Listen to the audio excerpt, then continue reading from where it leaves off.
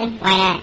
Trying to get on this Lifestyle Radio website. Sounds like a cool website. Yeah, it's alright. Oh, wait, I might have it. You might have it. You're listening to Lifestyle Radio. The opinions expressed during this show are those of the individual participants and do not necessarily reflect the opinions of their associated organizations or Lifestyle Radio.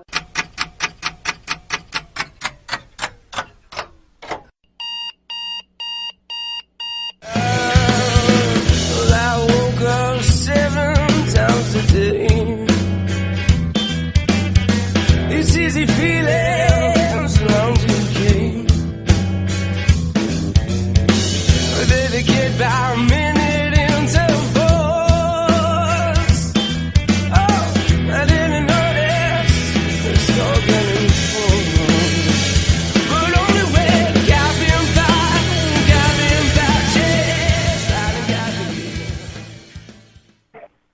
Good morning, everybody, and welcome to Cannabis and Coffee with me, Tamarijuana. I'd also like to wish everybody a happy Aboriginal Day today, and also happy summer solstice. Today is the first day of summer. Finally, we're here. And I don't know what the weather's like out in your parts of the world, but it's sunny and beautiful here in East Kootenays today. This morning, I have Stephen Stairs with me. He's, I would say, an activist extraordinaire out of Winnipeg, Manitoba.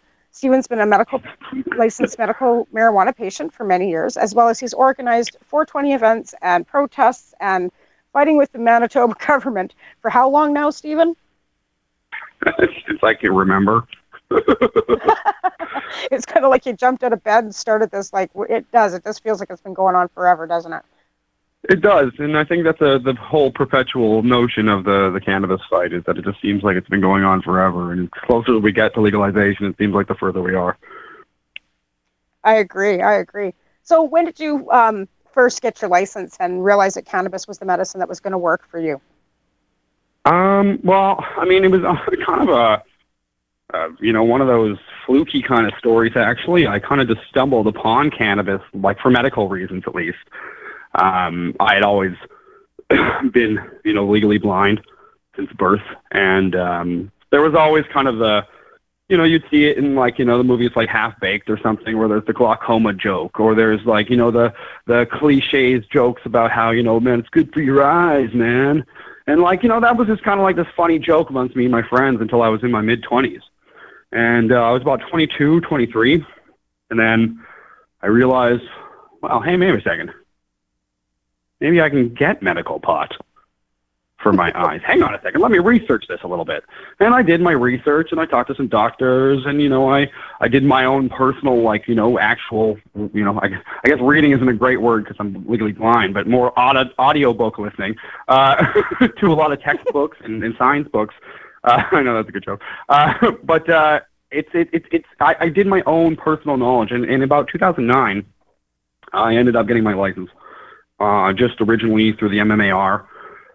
Back when there was only about 5,000 of us, 5,600 of us across Canada. And then right.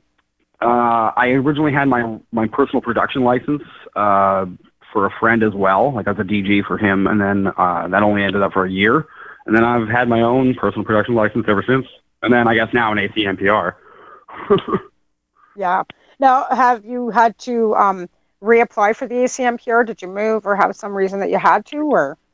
Yeah, I had actually moved locations. I was actually renting a house for my parents. They had a second house that we were able to rent them from, but they were actually selling it, so we had to physically move addresses, and there was no way that I was able to want the fight of already dealing with the MMAR and the constitutionality of its legalities when you're trying to explain it to landlords or police or something like that. I've already gone through that fight. I didn't want to do it when I had to move.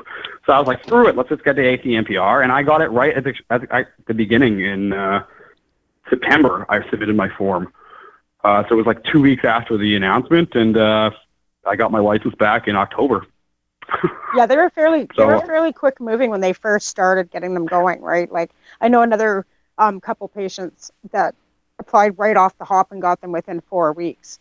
Now the wait is, I'm going on 4.5, 5 months now. I think it's been since I sent my paperwork away. Yeah. And we haven't gotten ours back. Yeah. I gotta say that doesn't surprise me, unfortunately.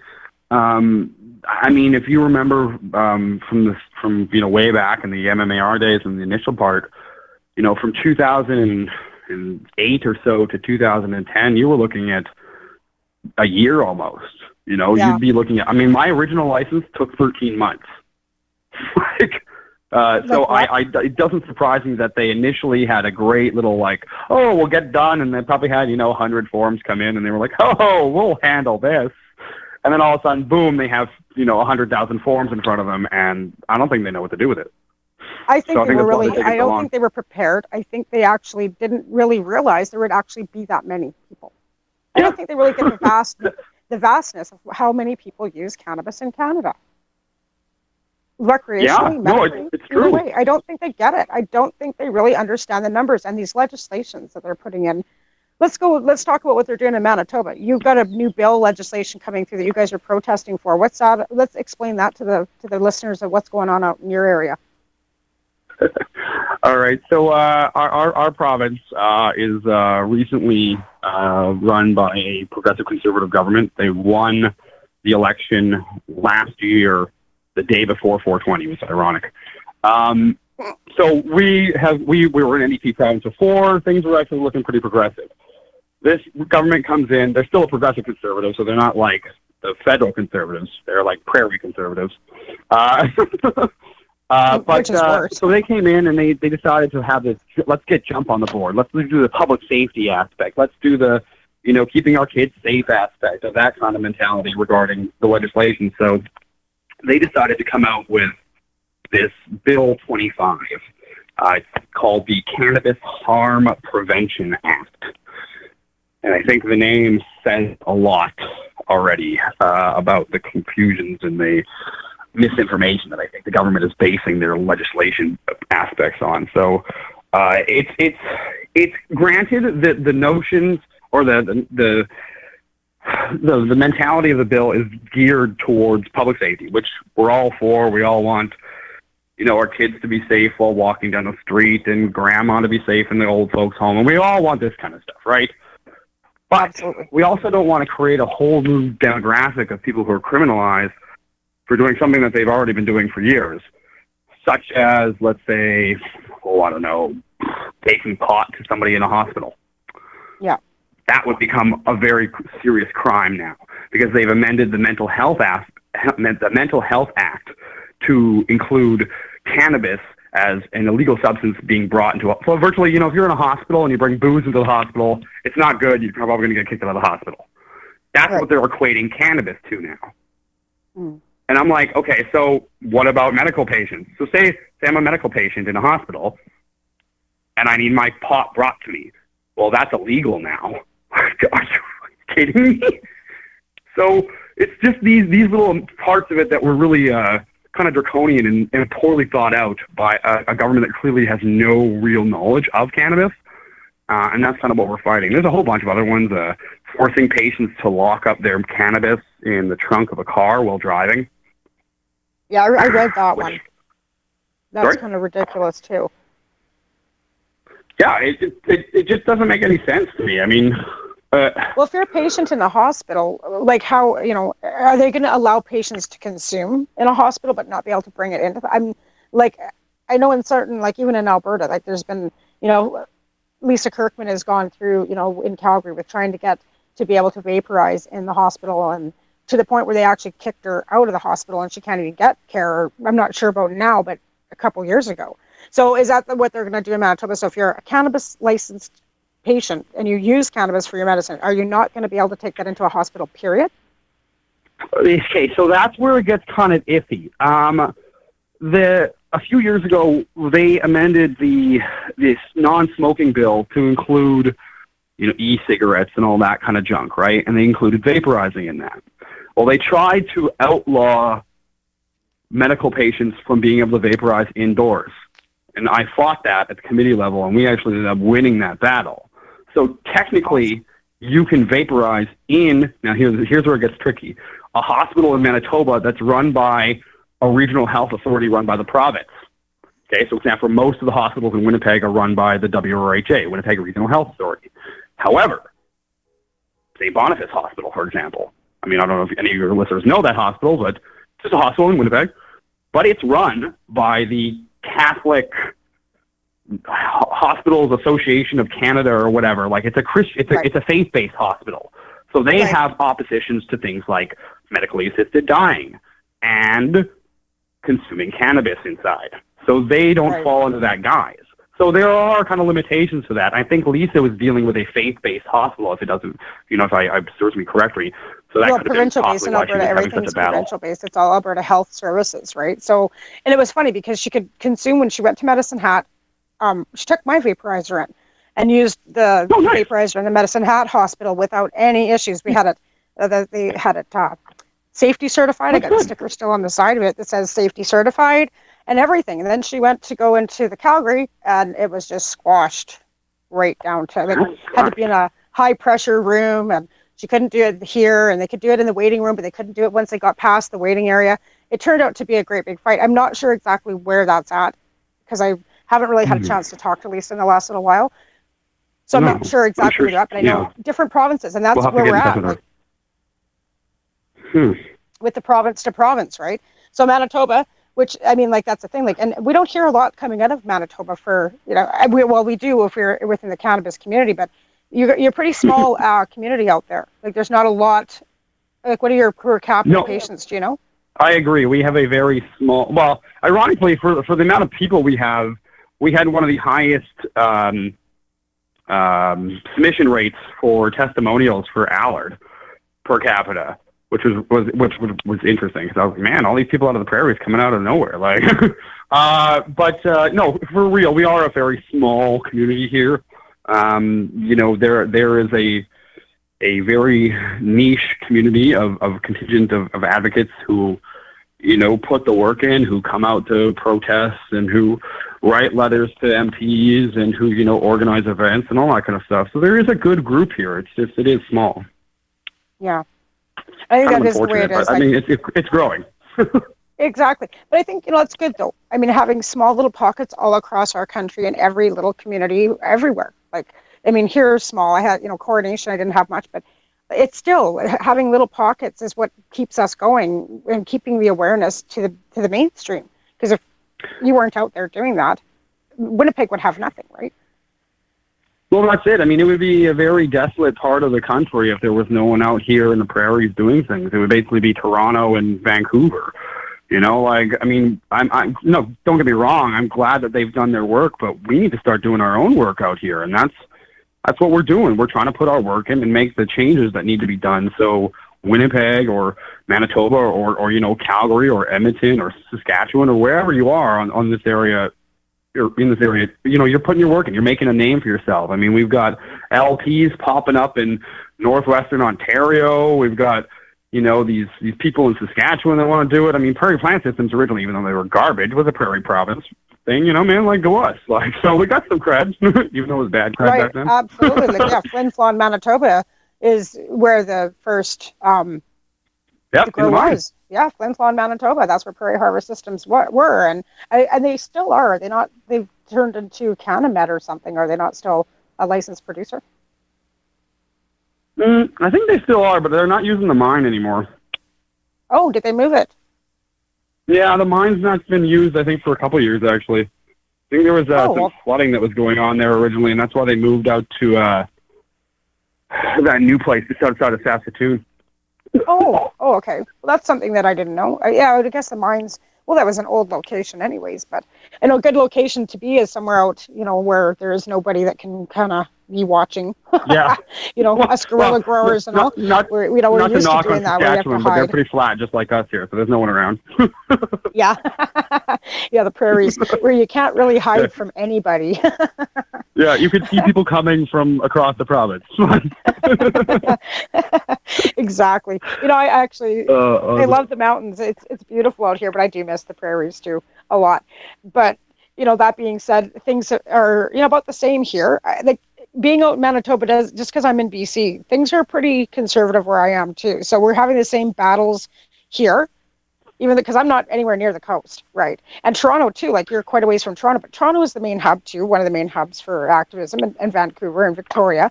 But I mean, like I said, Yeah. all across this country, we have people that are working diligently to change things and make awareness. And I think that's the best thing that any of us can do, is by talking just for to sure. your neighbor, just to anybody, like get them to bring them around. Like, I think that's where we've really progressed in the last 10 years, like by opening up the conversation. And I think if anything, most of us can say that we've done that. You've done that. I've done that. Al himself, like Al Graham, Debbie Schultz Giffen, there's so many, I can't mention everybody that we've done that. We've I know. opened that conversation, right? I think it's like a generational version with us in our subgroup of culture. It's virtually our version of coming out of the closet. Coming out of the shadows. We're doing exactly what women did. In the 20s, they wanted to come out and vote. We're doing exactly what marginalized groups, minority groups in the 60s. Whether or not Latinos or they were Hispanics or Black Americans or anybody. They came out of the shadows saying, like, we're not going to be oppressed anymore. Same with gay people in, like, the 70s and 80s. They came out of the shadows. They went, no more. This is us. We're good parts of people, blah, blah, blah, blah, blah. And then look where we're at now with those suburbs. Granted, the fight's still going on, but at least we've got some acceptance in society. At least that's going on with these subgroups. So now we're just doing our version of that. We're coming out of the shadows and saying, hey, cannabis users aren't, these lazy, nefarious potheads who are like abusive to their kids and don't take care of their spouses. And like, are you really serious? Like, did anybody ever think that was true? Like, right. Exactly. Like the devil's salad, you know what I mean? Just so, right. So like, yeah, like not reality. And I really kind of don't like the whole analogy of mixing it with alcohol, like putting it on the same level as alcohol consumption, because it really isn't. And I really want to alliterate that most of our listeners are probably cannabis consumers, but if you're not, cannabis and alcohol are not the same thing. And you can, like the whole driving, you can smoke, like for myself, I can smoke a joint and drive and have nothing. I'm not impaired. I don't feel I'm impaired. But then again, I guess that's all in perception and levels of toxicity. But I don't understand. Well, I think that's all relative to a person too, though. Just like some people can have 6 beers and drive home and be fine if they're a big person with a high metabolism, right? But one person could drive with a beer and be fucked up, right? Right, absolutely. So it's all relative towards the consumption on how your body consumes it, right? I think honestly it should be really about your driving, not your consumption level.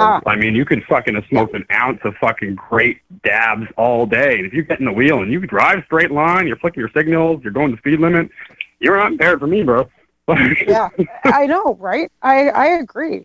I agree with that because that's, I think impairment should come down to a medical level of some kind where there's a doctor says that this is why you can't drive because you would be impaired for such a reason. Like, say you have like narcolepsy or something like that. Maybe you shouldn't be driving while smoking pot because it might make you Maybe you shouldn't be driving at all. But there are real reasons for having a moderation or a proper level of consumption when you're, this is all relative to a person, right? Again, it's up to personal choice. When you get behind the wheel that you're too stoned. And if you don't, you're not using cannabis responsibly.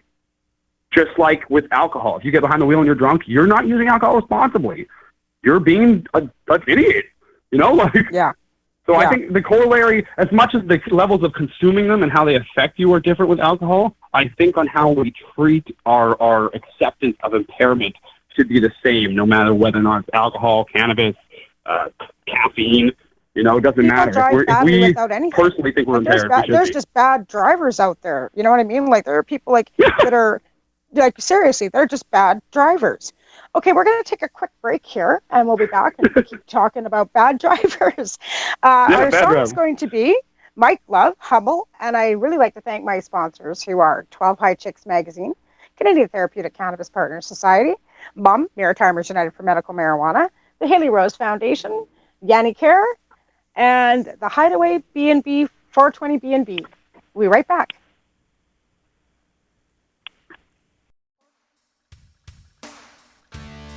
Hi, it's Deb from BMA Hydroponics. Whatever you are growing, from vegetables to medicinal cannabis, we have everything you need to succeed. From seed to harvest to processing and extracting, we carry all the brand name products that will help you produce, process, and consume high-quality medicine. Our knowledgeable staff of qualified growers have decades of experience with home production, and all possess either MMAR injunction status or an ACMPR registration certificate. We offer the largest variety of products available anywhere, and if you don't see what you're looking for, just let us know and we'll find it for you. Visit our store at 404 Maitland Drive in Belleville, Ontario, or visit our website at bmahydroponics.com. We can be reached at 613-967-9888, Monday to Saturday from 10 a.m. to 5 p.m. or find us on Facebook at facebook.com/BMAHydro and drop us a line at BMA. Our motto is your success is our success. So what are you doing? Nothing. Nothing? Why not? Trying to get on this Lifestyle Radio website. Sounds like a cool website. Yeah, it's alright. Oh, wait, I might have it. You might have it. You're listening to Lifestyle Radio.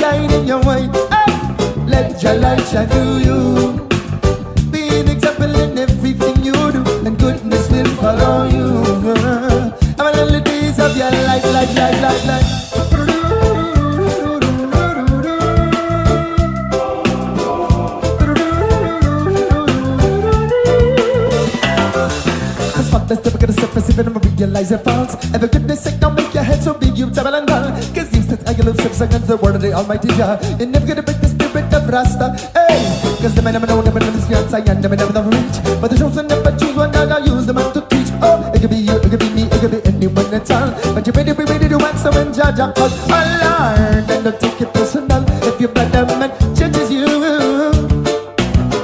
cause only you man Jah know the reasons why you do what you do. Yeah. And he is probably acting up some sort of insecurity. So just give him all the love and reflections of purity and surety and humble. But check your ego, man, before you stumble. There is no need to grumble, no. But check is guiding your way. Let your light shine through you. Be an example in everything you do, and goodness will follow you, yeah.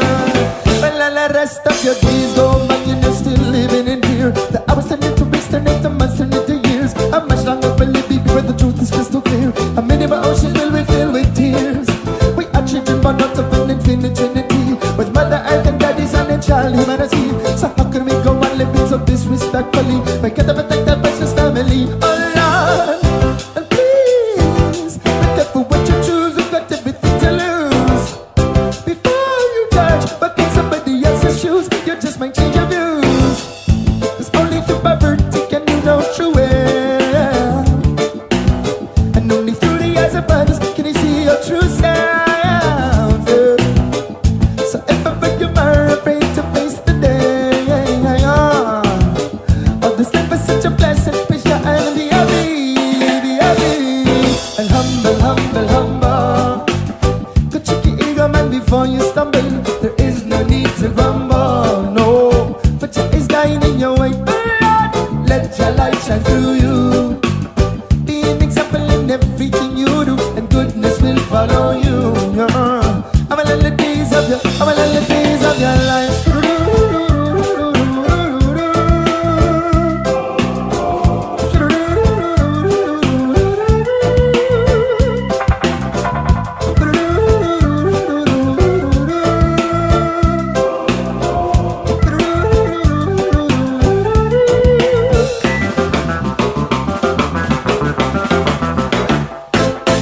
Yeah, well, we were in coronation. Like, I had my own in the basement. It was great. I miss it so much. You might want to shut Yeah, up. I got a now. nice like 8x8 tent. That's all I need. Hello. Yep. You might want to start now. Oh, okay. I guess we're back. We were talking about our gardens over the break, and you know how Steven's got his up and running, and how he kind of grows for himself and his. You said you have an 8x8 tent. Yeah, I've just got a little tent in my basement, and then I've got that's my flowering room, and then I've got a little seedling area underneath a shelf that I built to do my vegging in.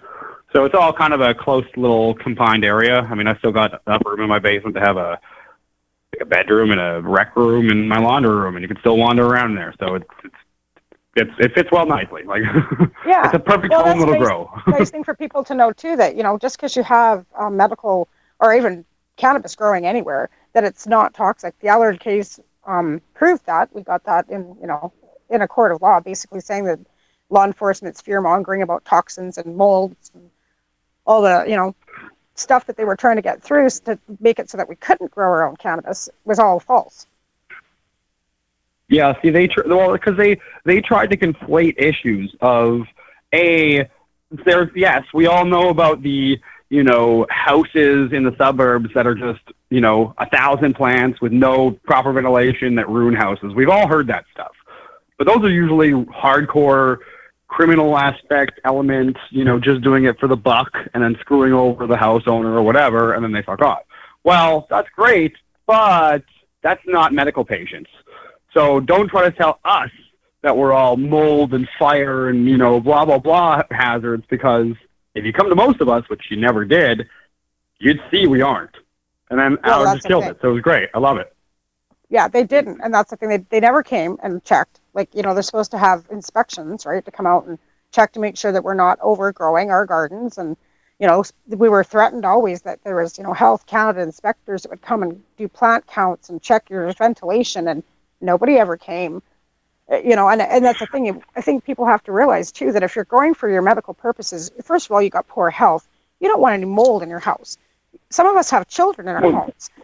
We're not going to put our homes in danger and our families in danger so that we can. And we're smoking and took the time and the effort to go to a doctor to become, legal. I guess is that authorized or whatever word they'd like to call it.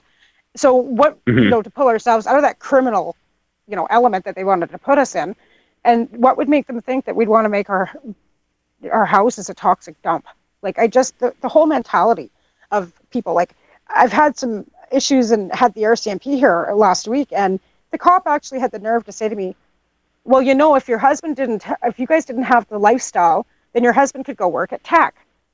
Because I explained to him that, my husband has medical need for his knee, and we use medical cannabis, and, and he can't work at TAC because they drug test, right? And the cop says, well, if you changed your lifestyle. What fucking lifestyle, buddy? This isn't a lifestyle. Being sick, that's a lifestyle. Me having colitis and Alvin having a rotten knee and you being blind, that's a lifestyle. We've all chosen. We've just chosen to take a non-toxic medicine. rather than their pills. And then they want to punish us and look down their noses at us for that too. And that really pissed me off, quite frankly. I thought, how fucking dare you call it a lifestyle? Yeah.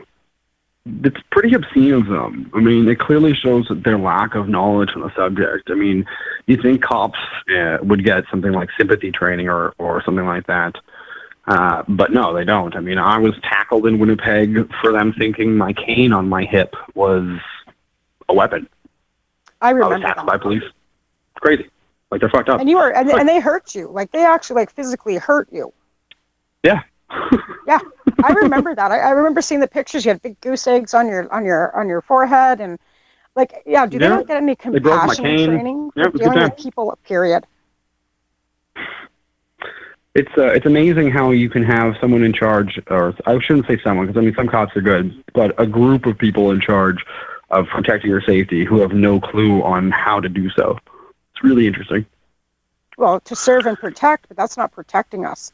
You know, they'd rather protect, like same with the raids and stuff in Toronto, for example. You can't, you know, or robberies. You own a dispensary somewhere. You get robbed. Do you phone them so they're going to come and bust you, or do you just deal with it? Like, it's a double-edged sword for so many with this stupidity, quite frankly. I don't even know if we can blame it on stupidity, because I don't even think that these people even could get the resources to change if they want to. Like, if police went and said, hey, you know, I'm going to, you know, do whatever. You know, I'm going to change my opinions. I'm not going to be a pothead, you know, criminal thinker kind of guy anymore, and I'm going to change my ways. I want to be a more progressive cop so I can, you know, reach these people or whatever kind of thing would go through his mind. I honestly think if he went to his superiors or to the government or to anybody's police union and said, hey, I want to learn about cannabis to know more about it, I think they'd fucking fire him. Like, yeah, I think that they would think he's a joke, because I don't think the police as a mentality, as a group, want to have that change, because then they have to accept that they've been screwing up for decades, and that's not going to happen. They're Perception too proud. And stigma, and it's almost like a discrimination. Like, you know, like, I guess if we can't change their opinion on minorities, we're not going to change their opinion, period. Because, you know, cops in general, like, don't usually start out to be assholes, I don't think. But, no, you know, I think over most the of them course go to of time, become cops to do good. Yeah, I don't think they all go out to be, you know, I can't say I haven't met a few good ones. Like, you know, I've had interactions with some that just say, yeah, well, things are changing, and, you know, it's kind of a gray area, and it's not that really big of a deal. And, you know, I've had other ones over the time, you know, course of my lifetime say, well, I'd rather deal with, you know, a bunch of people that have just smoked pot than, you know, 10 drunks, because there's no violence level, right? And I think that's what we really have to get across to law enforcement, government, that it's really a non-violent substance, right? And I think that's the difference between cannabis and alcohol. Because alcohol has been known, not for everybody, but for some, to cause violent tendencies in people. Where cannabis, I lack to see any research of any kind or heard anything anywhere where somebody smoked a joint and started beating the shit out of his wife.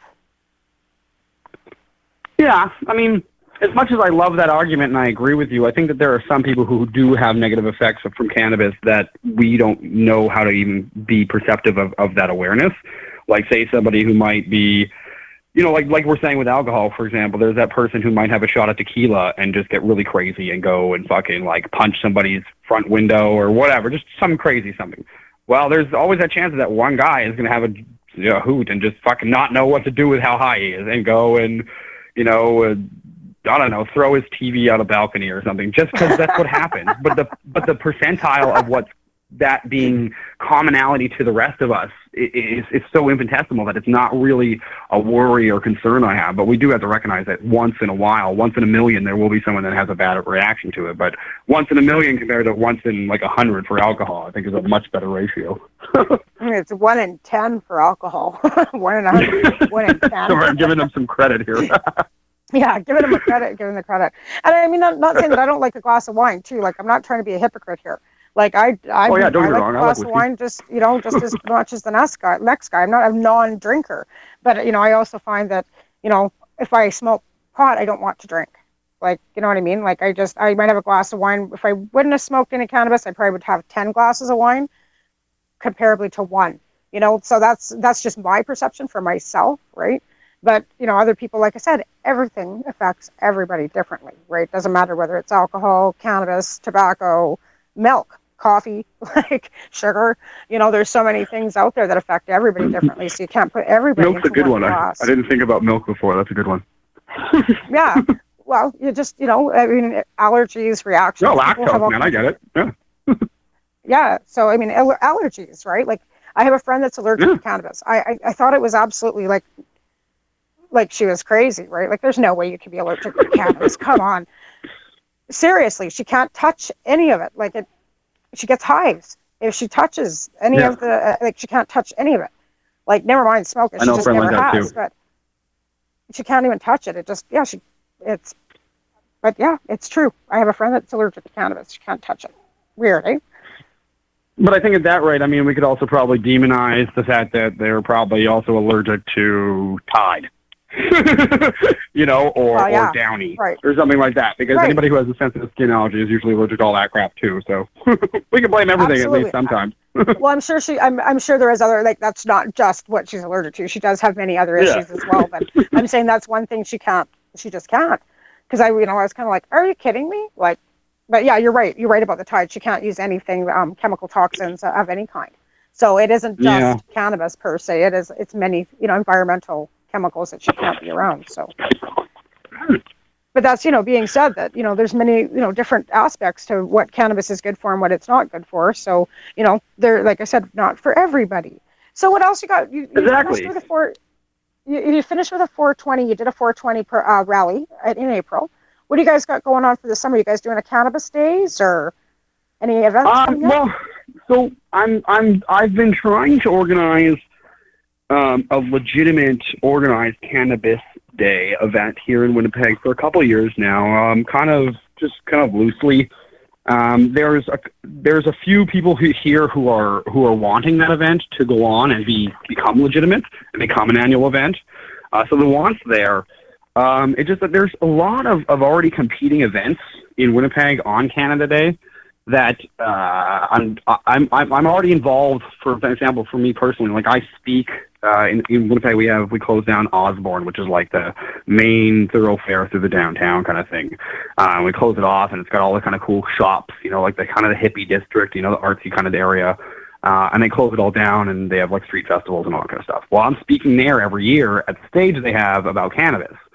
So I'm trying to parlay that stage show into a side event beside it where there's Cannabis Day. But that means I have to start working with the Osborne Village Downtown Biz and then all these other different associations to make it legitimate. And that's only been happening in the past couple of years because of cannabis's social movement going forward. So I've slowly been getting the progress where I'm having meetings with people about it. I'm talking to them about venues. I'm doing this kind of stuff. I'm making sure permits could be in place. What would insurance cost us? That kind of stuff. So I probably won't see it this year, but that's great because it'll give us great time to coincide it with next year when cannabis actually becomes legal. So, well, it's great that there you're will be speaking something, on a main. just not yet. But you speak on a main stage in Winnipeg. That's terrific. Like that they have you come back and you can speak mainstream in front of. I mean, I think that's almost more epic than having your own event because you're standing in front of people that are not cannabis consumers and speaking. That's terrific. Great. That's great work, man. That's terrific. Thanks. I think that's that's really good. I wish I was speaking at the Forks in front of 50,000 people, but I'll take, Osborne in front of 500. Yeah, absolutely. Like that's great. And I think that's what we need to get out and, get into the more mainstream. Like, I mean, we did a parade here last weekend for the Canadian Therapeutic Cannabis Partner Society. I'm the CEO of that group, and group of us, and there's not many of us, but there's a handful, 5 or 6 of us that get together on a regular basis. And we pulled off a parade in the Sam Steele Parade, and it never been done before. Especially here. That's awesome. I don't know. I mean, there's other, groups that have been in mainstream parades across the country before, but for here, and we had lots of murmurings. Is that medical cannabis? Are they for medical cannabis? No. And everybody was like, good for them. Like, so it was good. Like and the weekend too, we've got Kimberly has their Marysville days or something going on this next weekend. So I've got a few flyers and such left over, I'm going to go up there and park my butt with a table and my sign and talk to people up there this weekend too, because the dispensaries and stuff are able to run in Kimberley. Here in Cranbrook, our mayor has said no, but I've talked about this on prior shows a lot, so we won't get into any more about, the dispensary issue, but just getting that, just being able to talk and the awareness, right? And that's one thing that mainstream needs to hear, because there's going to be a lot of questions once legalization comes. There's going to be parents and grandparents and your sister and your brother, people that don't and maybe have never even seen it, asking questions. So do you see yourself being more of a patient advocate and getting busier as legalization comes closer? I kind of, foresee that happening for many of us. Most definitely. Most definitely. I mean, I've taken some of the proactive steps towards, I guess, mitigating some of the things you just mentioned here with those questions that come up from, the different demographics of people who are now interested in cannabis. I shouldn't say I am doing, because I haven't done one in about 6 months, but I was doing speeches at different old folks' homes and care homes across the city, speaking to the elderly about medical cannabis and the benefits for them regarding their, living in place and aging in place as part of their healthcare strategy. So it's really neat to see them being really receptive towards it. And you were talking about questions. I'm not trying to age class here, but elderly people ask me some hard-hitting questions, man. questions that I haven't heard politicians answer. And I was like, "Ooh, okay," it keeps me off guard.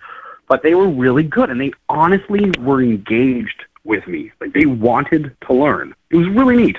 So I think that there will be a busier season for advocates like myself and like you and like others who, we become less of fringe members of society and become more credible, resource information bases than we ever thought possible. I mean, there's virtually going to be a group of spokespersons for cannabis out there, and it's going to be the people like us who've been doing it forever. So it's going to be, if we can parlay our abilities to educate people into a legitimate working with the new structure and try to improve it, kind of operational stance, then I think we will not only solidify our place in this industry going forward, worrying about big business and things like that, but also knowing that we're doing something better for the country and for the community that we are so much a big part of is really kind of self-satisfying to me as a whole. So that's absolutely. Yeah, and you find, like, with elderly people, because generationally they were taught that, well, it's the devil's salad, right? Like back in, when it was first proven. I love that word. and there was no research done on it. So they're curious to know, like, is it really stronger than what we were smoking in the 60s? You know what I mean? And yeah. And not, and really, like, because their perception is totally different. They generate pot with, or cannabis with, the hippies, right? And Woodstock, and things were different back then. And I think now that they've come to terms with the fact that they're in an old folks home, they're old now, they hurt, they ache, and they're tired of taking pills too. They are. Bottom line. They are. They really are tired of taking pills. They've seen what this, one of the biggest demographics of the opioid crisis is the elderly. Like, I know, that's right? Scary as hell.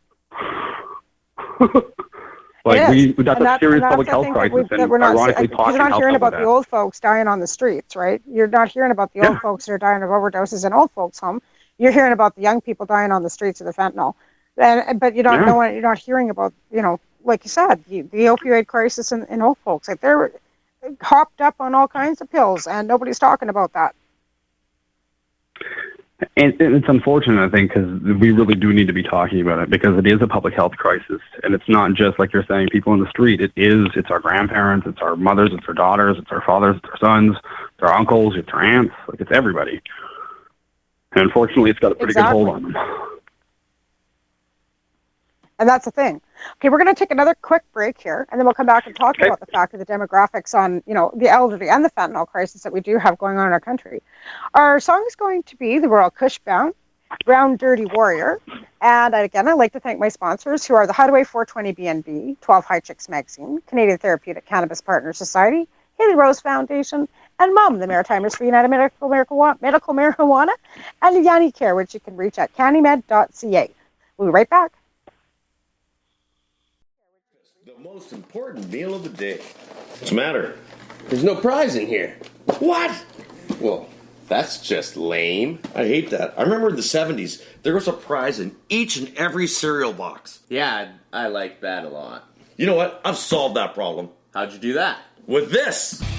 The Supercharged Kit. Brand new from Rainbow Nutrients. Each and every Supercharged Kit contains 1 liter Grow, Blue, Micro, Velo Kelp, Magnifical, Astroflower, and Nature's Candy. You also get a shot glass, a syringe so you can accurately measure your nutrients, a sticker, a feed chart, and a prize in every box. Oh, yeah! What'd you get? I got a Remo Nutrients lighter leash. Sweet. Hey, Mikey, he likes it. Hey, I got keys in my Supercharged Kit. I think those are mine. The Supercharged Kit is available at your favorite hydroponic retailer. Get yours today. This is a public service announcement from the Canadian Therapeutic Cannabis Partners Society. The Canadian Therapeutic Cannabis Partners Society is a non-profit organization dedicated to ensuring improved access to therapeutic cannabis and cannabis byproducts in Canada. With a federal government that has committed to legalizing cannabis, we feel it is our duty to ensure that the medicinal use of cannabis doesn't get lost in the process and that there are clear distinctions made between the medicinal and recreational use of cannabis. It is our mission to ensure that government regulation doesn't get in the way of a sick, disabled, or terminally ill person's right to use or produce this amazing natural health product. If you would like to get involved, you can contact us on the internet. www.canadiantherapeuticCannabisPartners.com, on Facebook, CTCP Society, or search Canadian Therapeutic Cannabis Partners.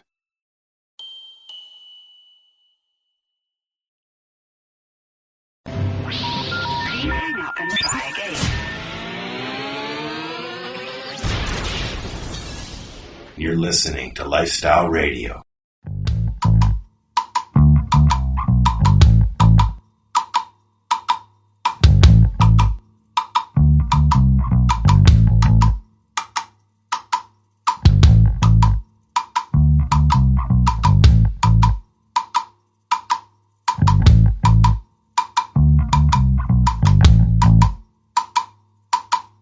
Sweat on my brow, I'm down on one knee. Another day in the life of a seed, humming my song while I'm planting these trees. Damn, don't you love the smell of weed?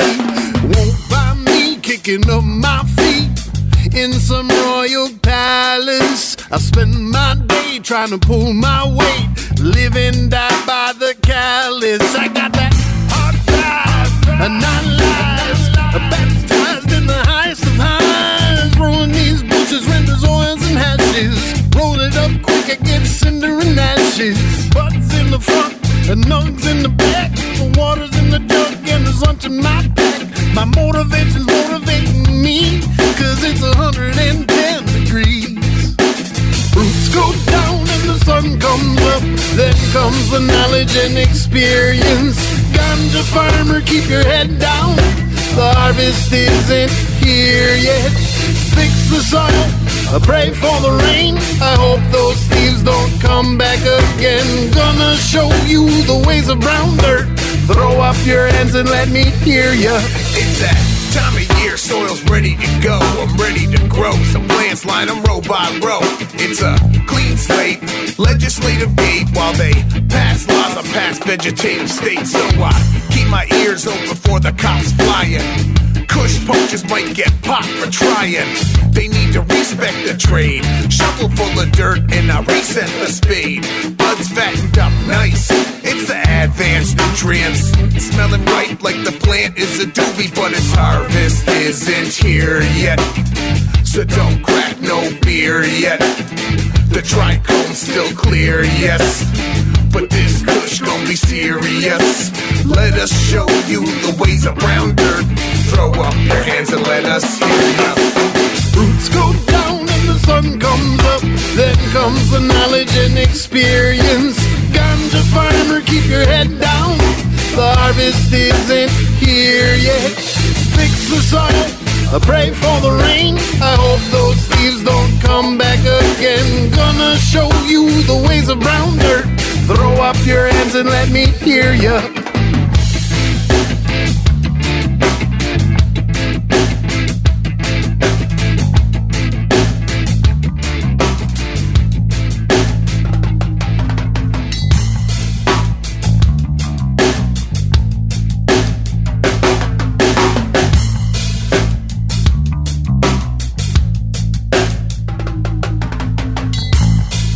Steven Stairs out of Winnipeg. So again, we're going to talk a little bit about the elderly that we were talking about, the fact that they're, we've been speaking to them in old folks homes and stuff. So do you plan on doing that again some more in the future here? Or?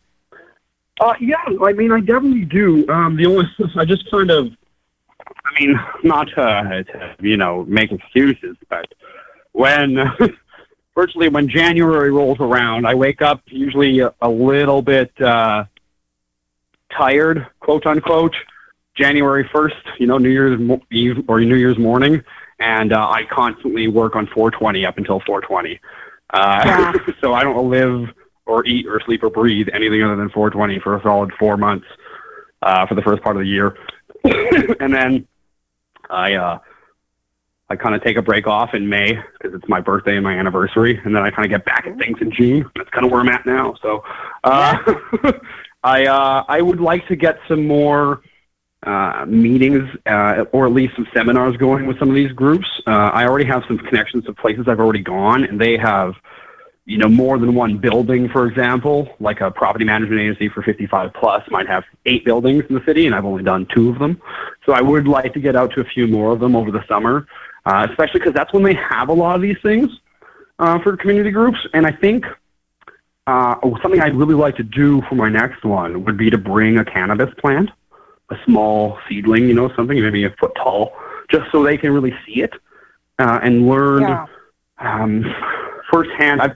One of the things I've always been telling them when I go do these seminars is that the medical and mental health aspects of horticulture for the elderly, intending their own marijuana plants. So they're getting their benefit of the cannabis from the medical aspect of it, but they're also getting the benefits of the medical aspect of it by just tending and growing it and watching it thrive, right? Horticulture has been extremely therapeutic for mental health aspects. So I try to make them understand that it's not just getting high. It's not just rolling joints and, and giggling. That there are many different aspects to it that they don't even think about. When I tell them about, I hate to get rid of some of my surprises here, but when I tell them about the idea of community gardens in elderly care homes that are centered towards specifically cannabis, that blows their mind. Having a community garden where they can tend their own plants in a little open area where they can congregate with other elderly people and talk about their bridge game and, what knitting they're doing for their grandkids or whatever. And having the tending to the cannabis plants just throws their mind into this great, cycle of ideas and thoughts where they're like, wow, maybe this really isn't that bad because it's just like my petunias or the tomatoes I really like.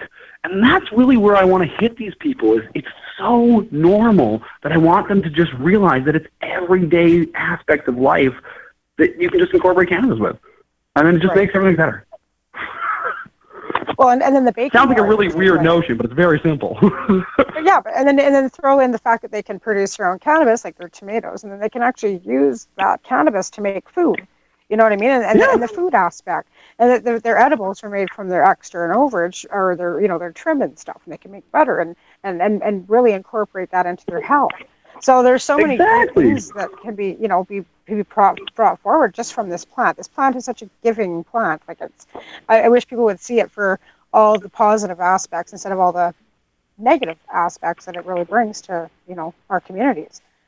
And that's where we really have to stop the stigma and get the message out, like you said, to normalize cannabis and see it for the plant that it really is.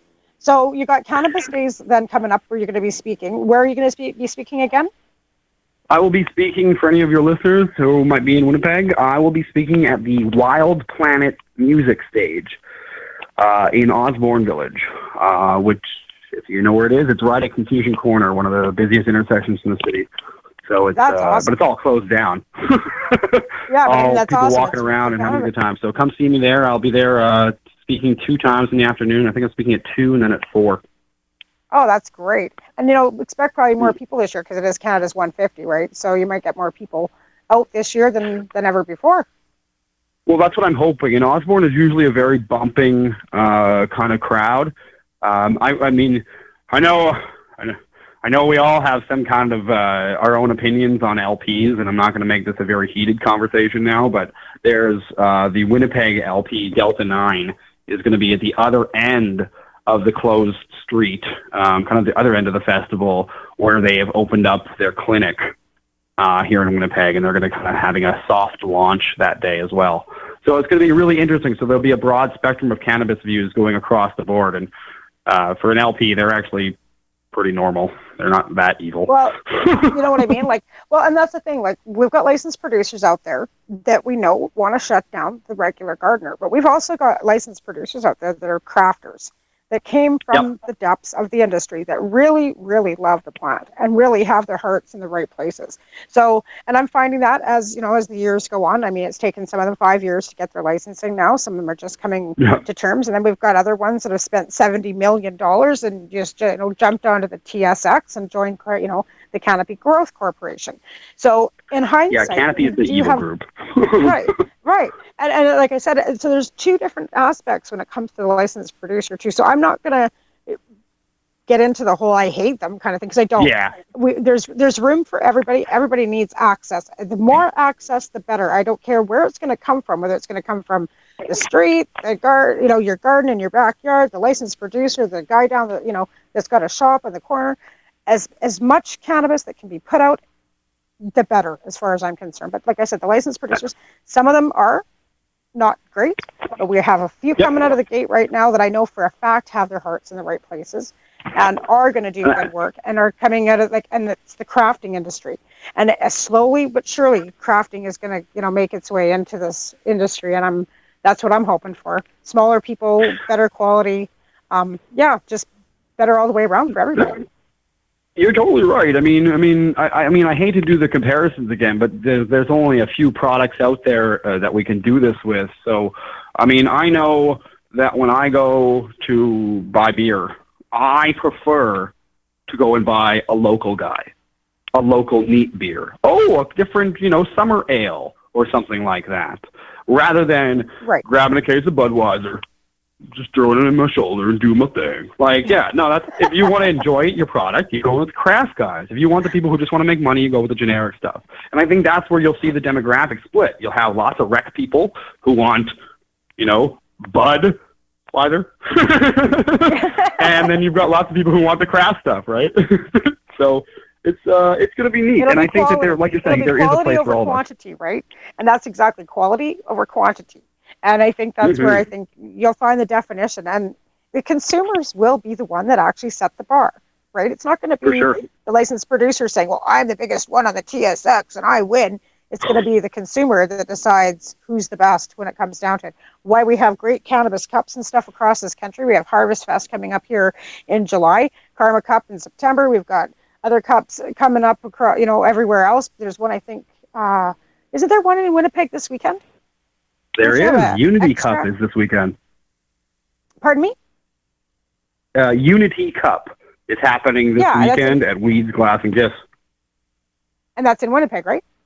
That's in Winnipeg, 52 Adelaide Street, just so everybody knows. Okay, well, say that again so I'm not interrupting you. So there is something going on in Winnipeg. What is it called? Okay, it's called Unity Cup. Like Unity is in like a community group. And it's at Weeds, Glass, and Gifts. So like the Weeds franchise from Don Briere. They opened one up here in Winnipeg. It's run by a guy named Matt and a guy named Chris. They're 52 Adelaide Street in the Exchange District in Winnipeg. It goes on all weekend, Friday, Saturday, Sunday. Don't quote me on prices, but you can Google it or Facebook or whatever, and they'll be able to treat you real good if you come down. So it'll be a really good time. Lots of extract companies, lots of vendors, lots of knowledge, lots of people. Come down. Excellent. So that's in Winnipeg this weekend. Okay, everybody. It Well, is. that's our show today. I'd like to thank Stephen so much for coming on, and thank all my Thank you. sponsors. And I'm not going to repeat them again because I've already done that twice today. And hopefully next week I'm going to pin down Adele Falk. I'm trying to get her to come on our show and talk about what's going on with prisoners in the States. And you guys all have a great week. And don't forget about Unity Cup this weekend in Winnipeg. Thanks, Stephen. We'll talk to you again real soon. Thanks, Tamara. Thanks, Al. You take care. Bye-bye now. Take. So what are you doing? Nothing. Why not? I'm trying to get on this Lifestyle Radio website. Sounds like a cool website. Yeah, it's alright. Oh, wait, I might have it. You might have it. You're listening to Lifestyle Radio. The opinions expressed during this show are those of the individual participants and do not necessarily reflect the opinions of their associated organizations or Lifestyle Radio. Excuse me, is that your lung? I may not be a doctor, but it looks like it's come undone. The good news is you're gonna catch a buzz like you never thought.